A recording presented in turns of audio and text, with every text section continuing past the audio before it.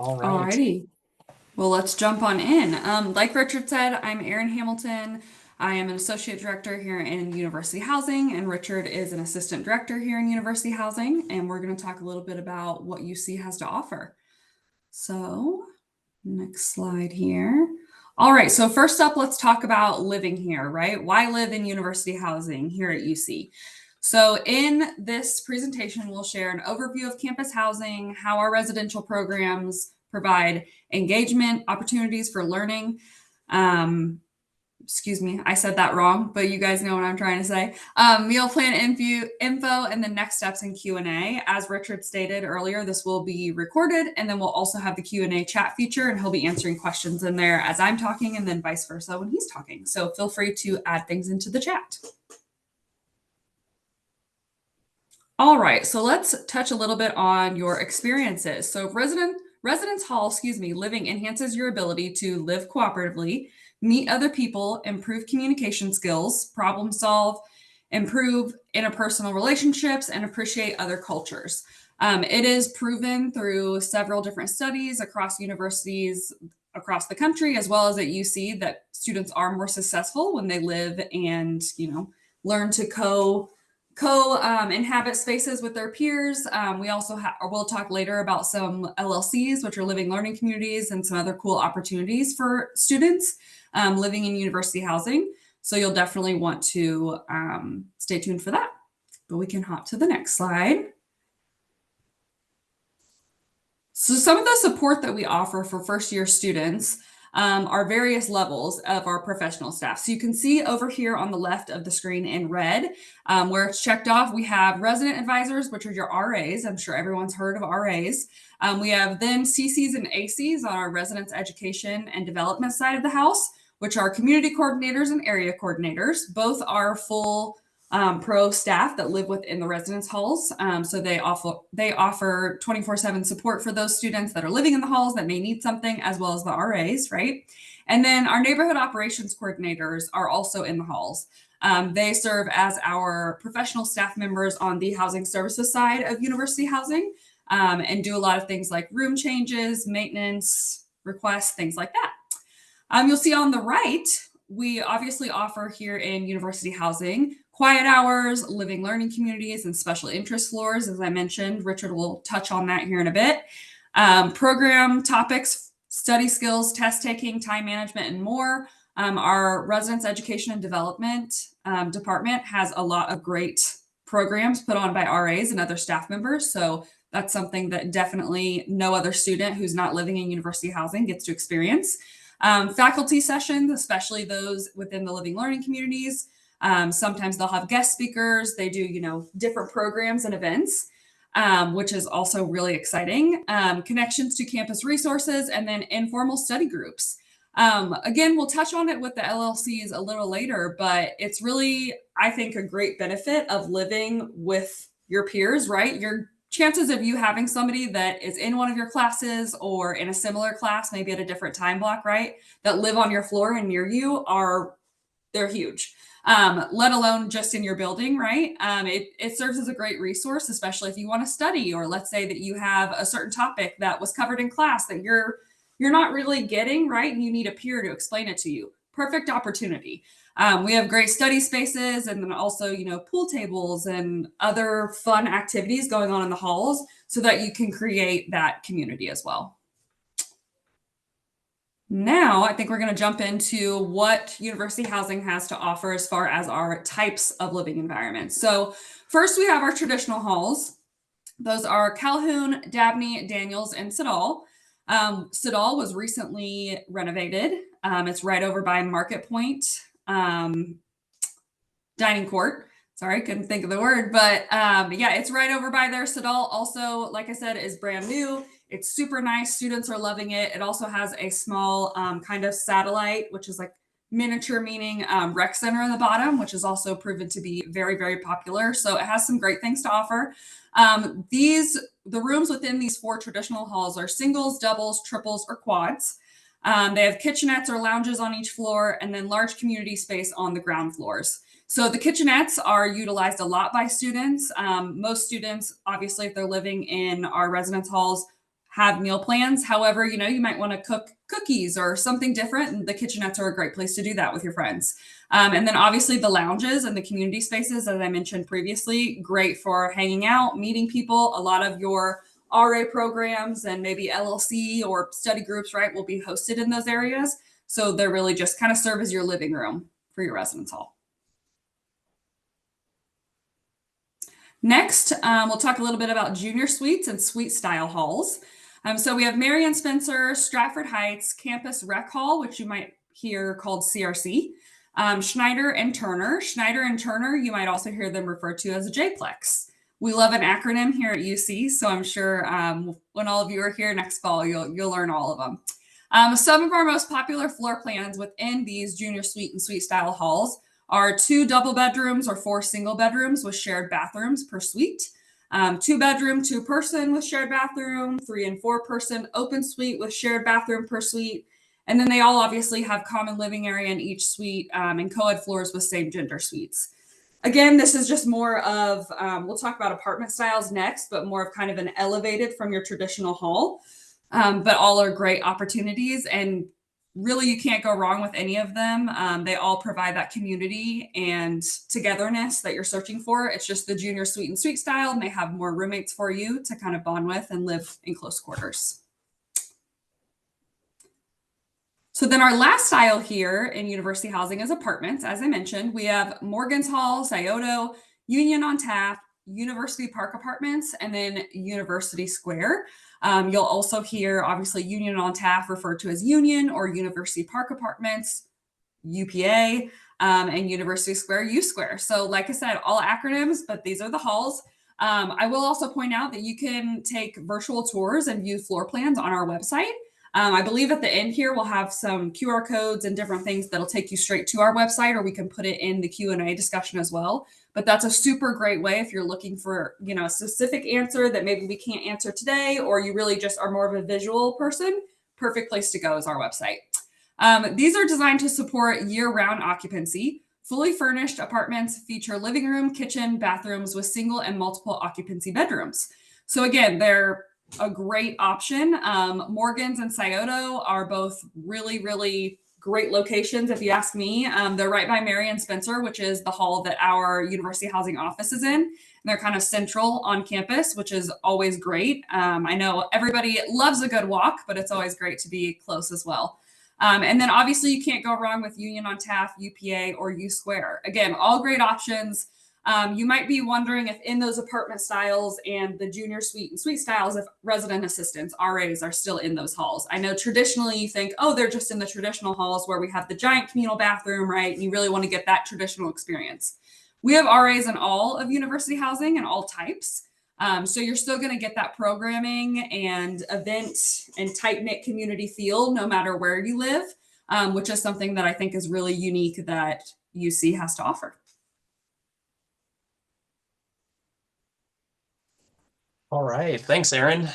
So I'm going to talk a little bit about the actual, once you get into the hall's experience here. And so Erin mentioned living learning communities a few times during her slides, and wanted to share a little bit more about kind of how that works, what that looks like, how to apply for it if you're interested, things like that. So living learning communities are special interest groups. Maybe that is students who have similar majors as each other, students who have similar interests, students who have similar experiences. Really, it's these small pockets of communities that we have within the residence halls where students can live together, meet each other, interact more commonly with people of, you know, their common interest, experience, what have you. And so it's a really good way to meet people who are into the same things as you, especially in those first couple weeks. Every little bit can kind of help, but a lot of these communities also are doing additional like programs.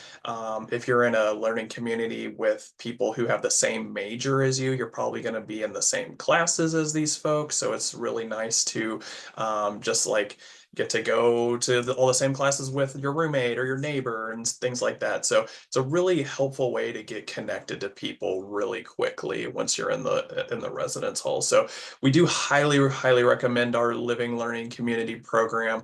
We do have a full page on our website dedicated to it. If you go onto there, it's just under our Where to Live tab, and there's a whole page for living learning communities. So that page, and you can also scan this QR code, but that page will list out the different specific learning communities that we have available. It'll also tell you like what residence hall community each of these is located in. It takes you through the how to apply of each of those communities. But the gist of how to apply is in the housing application, we do have some optional pages that students can complete when doing the housing application, and this is one of them. So if you're interested in doing the learning community program, what you would do is you would just go to those optional pages. You would select, yes, I'm interested in this learning community, and then it'll take you to a dedicated page for that learning community. It'll ask you some questions. Most of them have like one or two brief, like short answer type essay type responses, just to kind of give the student the opportunity to say like why they're interested. And then here in May and June, we will work with these programs, staff members to basically take the students that they have selected for the learning community, and then we'll place them in the residence halls. So we're about to talk about our timelines here in the next couple of slides, but learning community is one of the benefits of being in a learning community. I'm going to skip some slides really quick. One of the benefits of being in a learning community is that you'll get to find out your assignment a little bit earlier than everybody else. We do assignments for learning communities in late June. You can see that June 24th date is when we expect for all students in those communities to find out where they're living. You'll also find out who your roommate is, all of that good stuff. Um, if you are going to do a learning community, most of them want the students in their learning communities to be rooming with other people in the learning community. So that's just something to consider.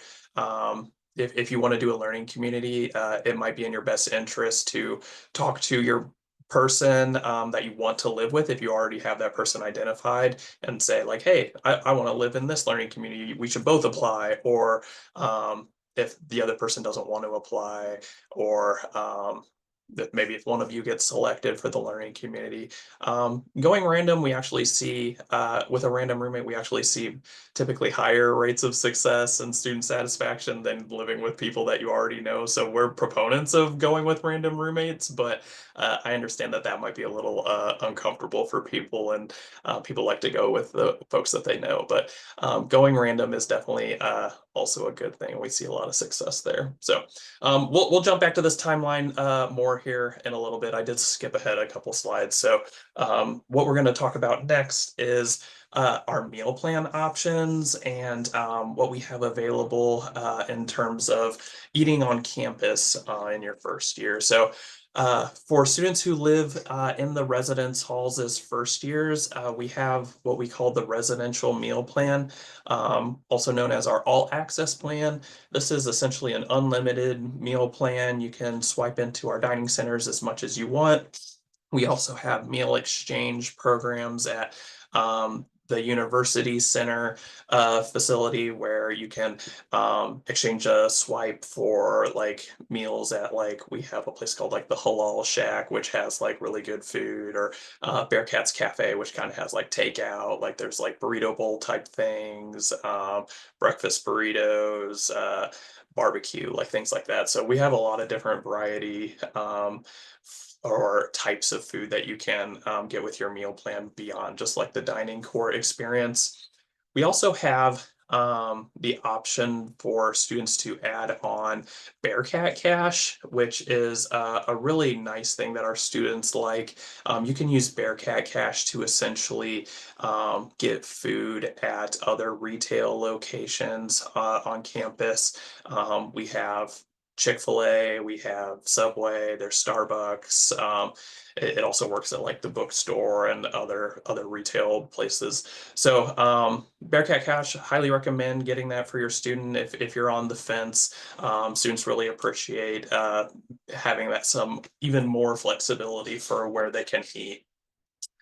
And then even if you end up opting not to stay on campus during your first year, I know everybody on this call you, are all folks who live within 50 miles of the Uptown campus. So if you're living at your permanent address, like you're good to go. You don't have to live on campus, but you might still want to have a meal plan. Eating with folks in your classes is a really good way also to meet people. So if you are not living in but still think you might want a meal plan, campus dining pass is a good option. You can buy set amounts of meals. I believe it's like 24, 36, and 60 maybe. But that's something to definitely consider. You don't have to like get an unlimited meal plan. Maybe if you just want to do lunches or something after class to still like continue interacting with folks.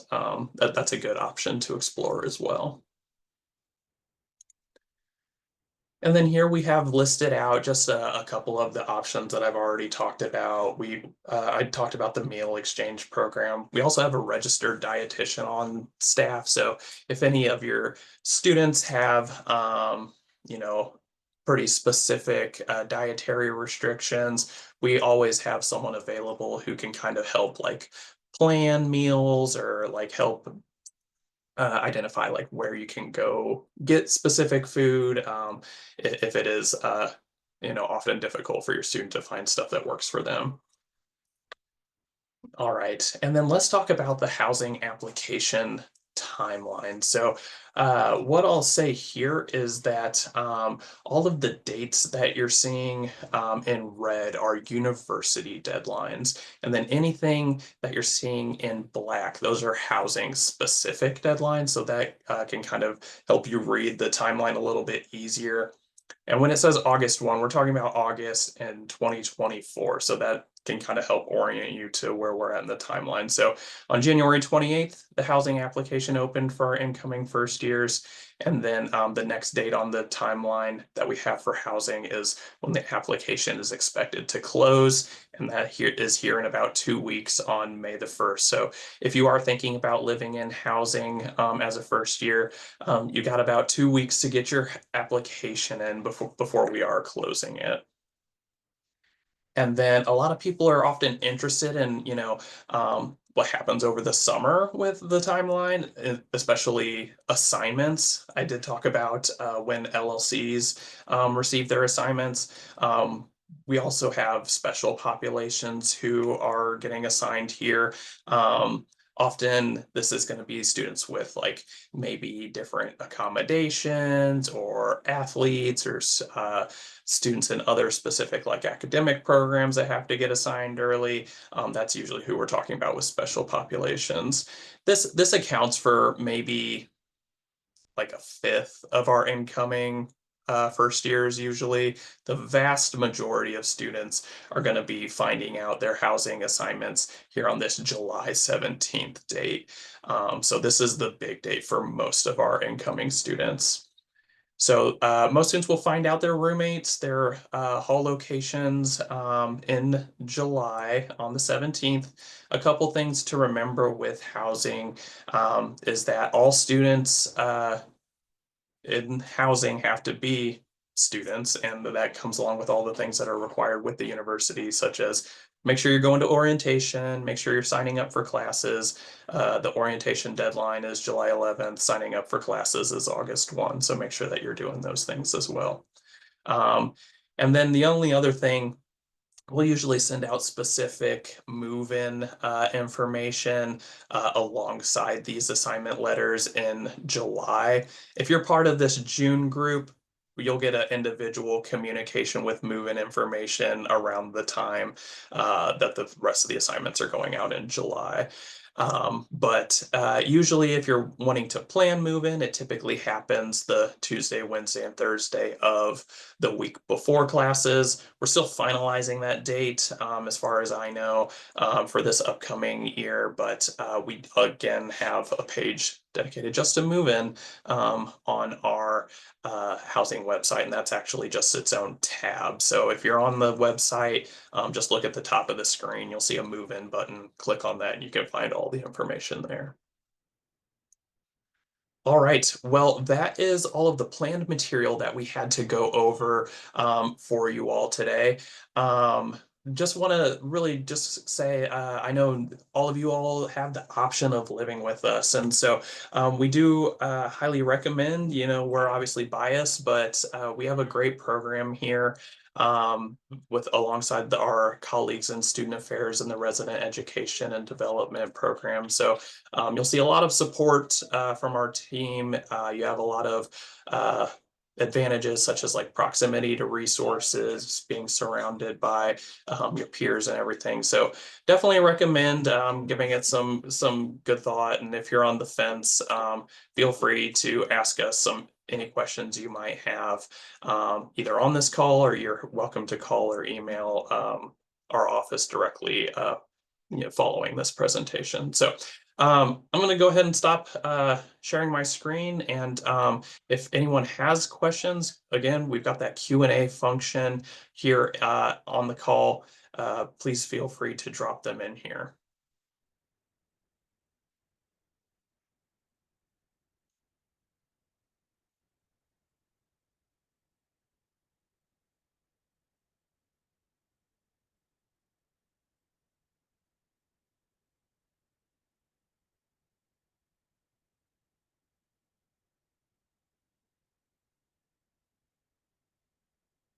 How are rooms and dorms assigned? So is it random or is it based on when you apply? That's a great question. So in general, it's going to be based on when you applied. We typically do it based on the week that you applied. So if you applied like as soon as the application opened, like you are more likely to get like one of the uh, styles that you listed for your top preference, and then we'll work our way through in the order in which folks applied. That's a great question. Do freshmen who live less than 20 miles from campus have to fill out a form to request off-campus living? Great question, Faith. It's actually anyone who lives less than 50 miles. If you are living, okay, there is a first year live on requirement at the University of Cincinnati. Let's start there. If you are living within 50 miles of campus, you have the option to stay at your permanent address. And if you're staying at your permanent address, you don't need to take any action. If you'd like to live off campus, but not at your permanent address, and you live within 50 miles, there is an exemption form that you do need to fill out. What you would do is you would just go into the housing portal, the same place you would fill out the application. There is an exemption request form in the housing portal as well. So if you are within 50 miles, but you don't want to live at home, you do still need to request exemption. That's a great question. If you get into an LLC, how do you know how many roommates will live with you? Um, for example, the Wellness LLC requires students to live in Turner. So typically, most of the vast majority, I would say, of our units are going to be doubles, which means you'll have a roommate. We do have some quads. That's the second most common format for our spaces. And then there are some other ones that are like triples. Like we have a couple like 5-bedroom apartments, but like you wouldn't be sharing a room with more than you know to like one person.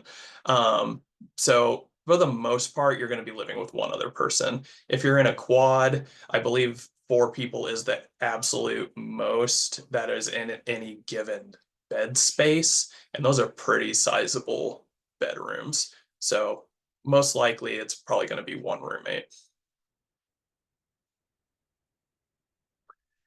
Where did you say you could find the recording of this video? Great question. It is going to be on our apply page. So when you are on our housing website, again, at the top of the screen, there's like a taskbar that has different headings.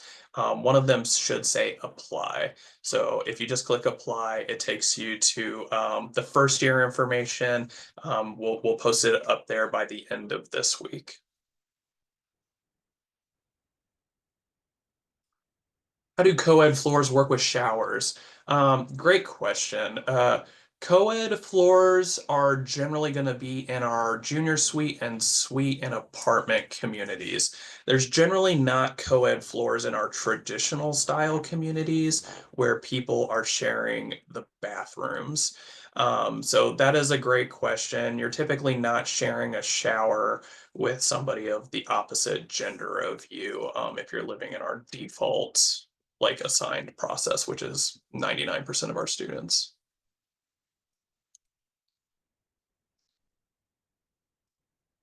If you're in a group, are you guaranteed to be in your group?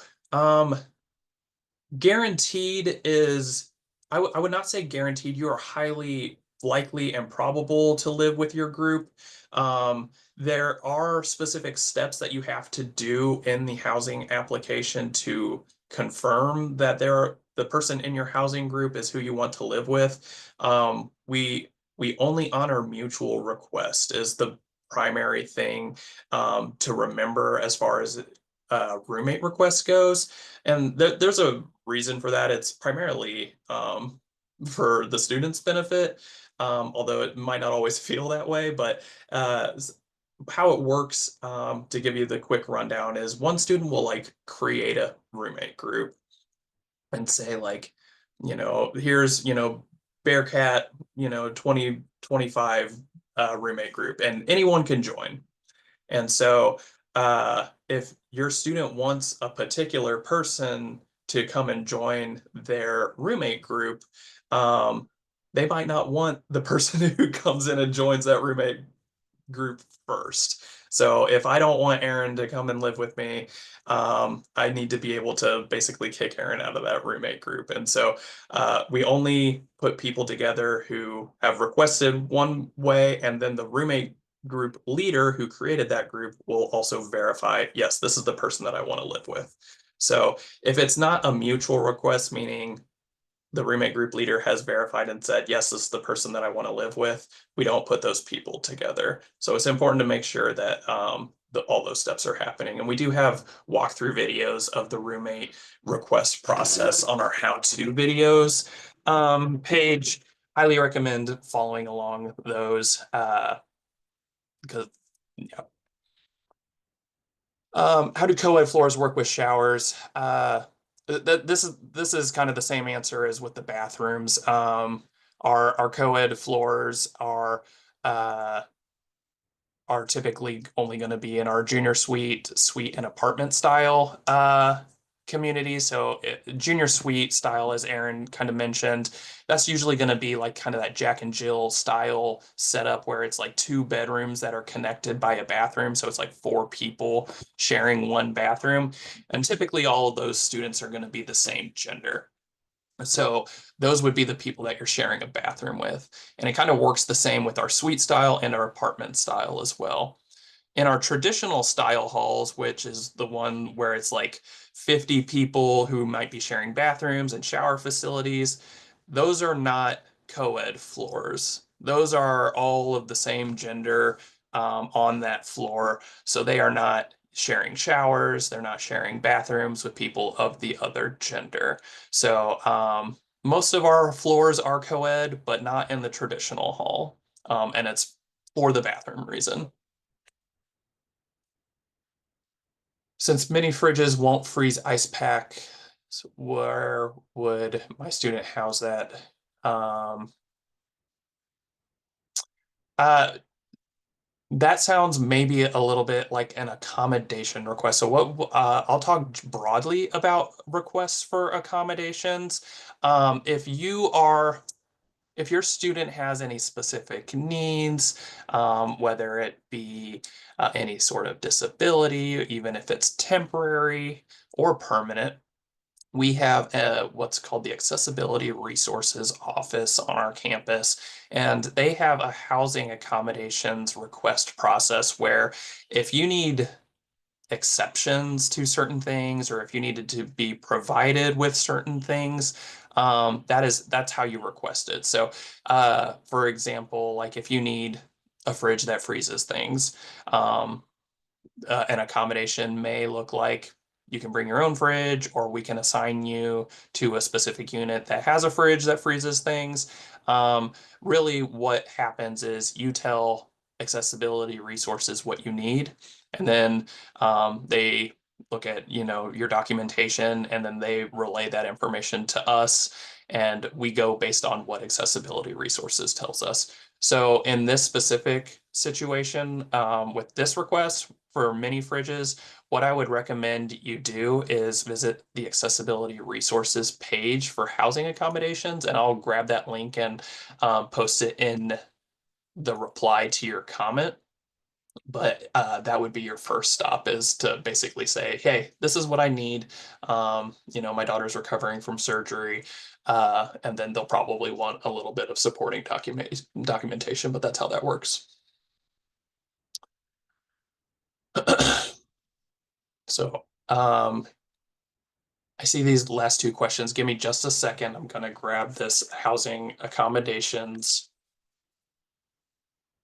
link, and then I'll get to those last two. Or Erin, you can get to them if you want to. I already grabbed the link. Okay, perfect. Thank you. Mhm. If you're a first year student who receives a grant, are you required to live on campus your first year? Um,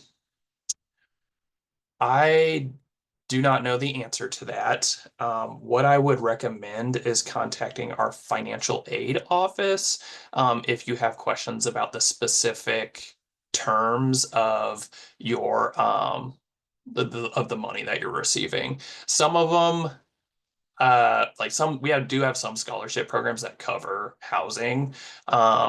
Like obviously I would recommend, yeah, if it's getting paid for, definitely come live with us. But I don't know the details of all of the different programs, so I don't want to give you wrong information. I would just recommend reaching out to financial aid. Which bathrooms get cleaned by UC staff versus the residents, and how frequently? 1 second. I don't get this question too terribly often, so I don't remember the answer off the top of my head. I can say the traditional styles, which are community, so it's again like the 40 to 50 students who are sharing the same bathrooms. Those get cleaned daily. I want to say junior suite and suite get cleaned weekly, I think. That's what I was going to say as well. Yep. Okay. Weekly. Yep. And then those communal bathrooms that are have multiple students, right? Like Richard said, are daily. Aaron, do you remember if the apartments bathrooms get cleaned as well? I can't remember. Not to my knowledge. I Okay. think it just stops at junior suite and suite style. And then apartments are more of that independent living that a lot of students are craving. So we don't clean those bathrooms. And I've got the link here on our website for the specific information that'll drop in reply to this question, um, in case you want to look into it a little bit more.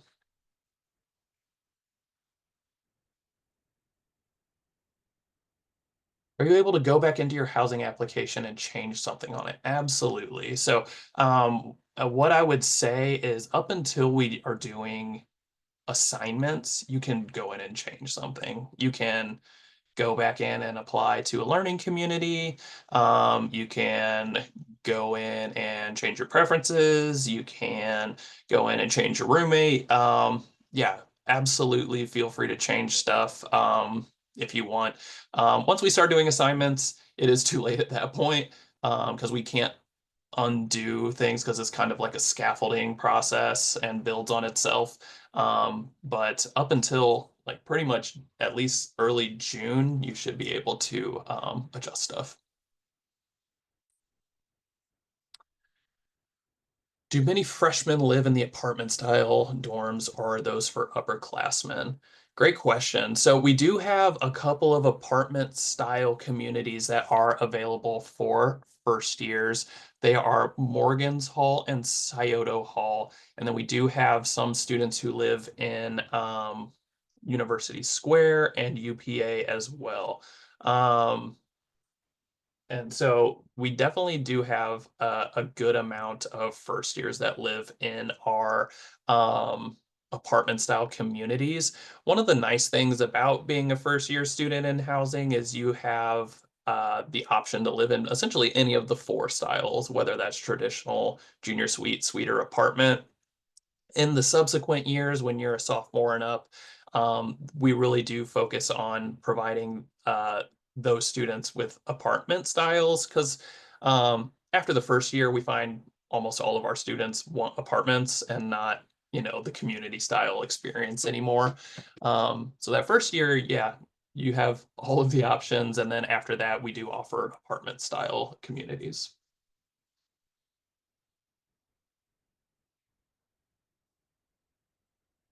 What other questions do you all have?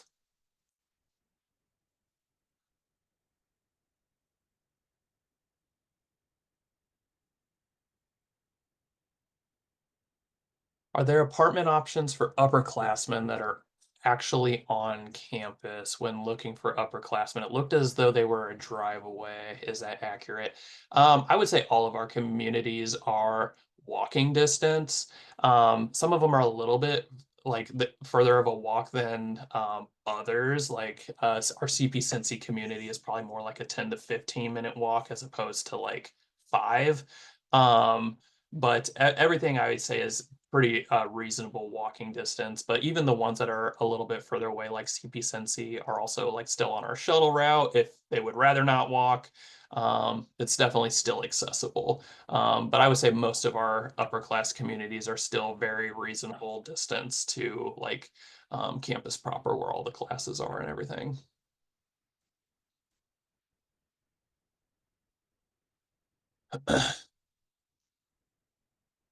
One question that I had emailed to me that I'll go into while we wait for more submissions. The roommate group is limited to only 2 people on the application. If I have a group of 4 people who are looking to do a quad, how do I go about requesting that? I think this is a good question, and if you have multiple people that you are wanting to live with, we can do that for you. It does limit the possible places that we can put you because we only have quads in certain communities. So if you want to do a quad setup, you're probably going to be in a traditional style community. So that's the one thing that I would consider. But if you do decide you want to do a quad, I would have you email our office or give us a call and we can get that set up for you. Just kind of know that caveat. And as always, we can't guarantee you'll get placed with these people, but we'll do our best. And I'll just add on that too, when going in through the housing application and you do the roommate selection process, you can only select one. But again, like Richard mentioned, if you reach out to us via email or call in or use the live chat even, we can make sure that we pair groups together that want to be in those quad spaces. So don't let just being able to select one roommate deter you from living in those quad spaces if you have some roommates in mind. And the reason we do that is, like I've said a couple times, the vast majority of our spaces are doubles. And so if we find that when we have the portal set up to allow groups of 4, they're very often getting split up. And so it's better to do it this way where people who really want the group of 4 reach out to us. We're much more likely to be able to accommodate those requests than having pretty much everybody submitting groups of 4 where they could kind of take it or leave it. If I complete my housing and want to add the $150 Bearcat cash to my freshman meal. How would I change that? Um, if you have already done it, what you can do is uh, actually, Erin, do you have a preferred way? I was gonna say that they can add the Bearcat cache directly, but I don't know if you would want them to go into the application and select a different plan or what your preference would be. I think it depends on at what point in time you decide you want to change it, right? Again, we're always accessible via email, and we're very transparent with who you can reach out to for what on our website. So just use your best judgment, but again, don't let anything deter you. Make sure you give us a call or, like I said, send an email, and we can make sure to get you sorted out. Okay. Yeah. Mhm. So send us an email, and if you want the Bearcat cache, we'll get it added for you. Yep. I don't think I've said our email, it's pretty easy. It's uchousing@uc.edu. So if you do have any questions, feel free to send us an email there. Also, our call center number is 513-556-9800. And we have a team of 5 full-time professional staff members and several students working every day to answer calls, answer emails. Someone should be able to help you very quickly. What's the phone number? Again, yeah, that's fine. 513-556-9800, 9800. You'll find most of the UC numbers are going to start with 513, 556, and then the last four are going to be different. So housings is 9800. If there are groups of two, can they arrange to be in the 2 bedroom shared bath suite? That would be something that I would suggest giving us a call or sending us an email, and we'll try to arrange that for you. Good question. Is there any priority for first year students with classes on medical campus getting priority to live in Morgan's or Scioto? There's not, we don't have any sort of learning community program set up with the medical campus. I do really like that idea. Um, I highly recommend you expressing to medical campus that they should work with us and set something like that up because I think that would be a really cool experience. But at this time, we don't have any program set up like that. If you want to put a little bit more pressure on them, our conservatory does have a dedicated floor in Sedal because Sedal is right next to the conservatory. I think that's a great setup. And I do think medical campus should have that too. So do express to them, hey, I want to see this, and they can work with us.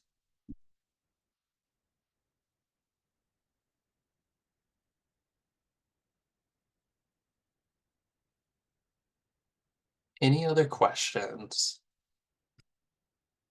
Again, thank you all for being here, and we are accessible via call and email if you think of anything else that we can't answer. Yeah, absolutely. Thank you for joining.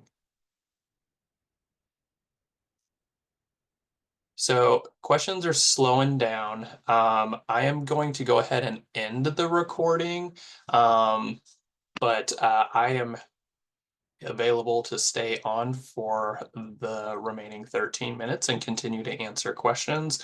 But I don't want the recording to have 13 minutes of silence. So I'm going to stop the recording, but feel free to keep asking questions if you have them.